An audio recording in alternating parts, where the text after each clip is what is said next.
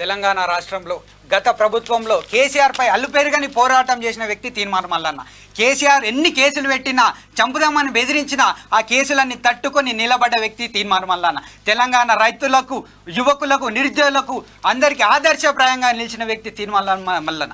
ఈ Q news వేదికగా పెట్టి ఎంతోమంది, వేల మంది యువకులకు, రైతులకు, ఎంతోమంది భూ తగాదాలున్న విద్య, వైద్యం, ఎంతోమంది ఆర్థికంగా సాయం చేసి వేల మందికి సాయం చేసిన వ్యక్తి తీన్మార్ మల్లన్న. ఎంతోమందికి ఆదర్శప్రాయంగా నిలబడ్డ వ్యక్తి. ఈ రాకేష్ రెడ్డి, ఈ బీజేపీ అభ్యర్థి, బీఆర్ఎస్ అభ్యర్థి ఏం చేశారు?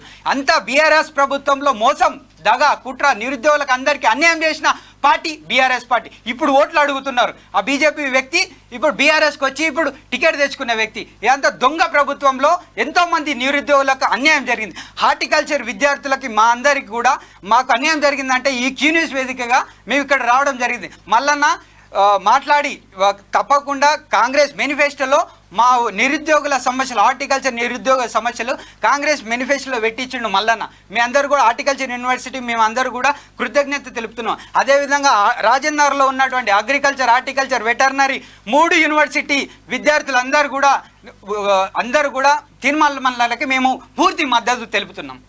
తప్పకుండా అన్న చట్టసభలో ఉండాలి, భారీ మెజార్టీతో గెలిపించాలని తెలంగాణ రైతాంగానికి, యువకులందరికీ కోరుతున్నాం.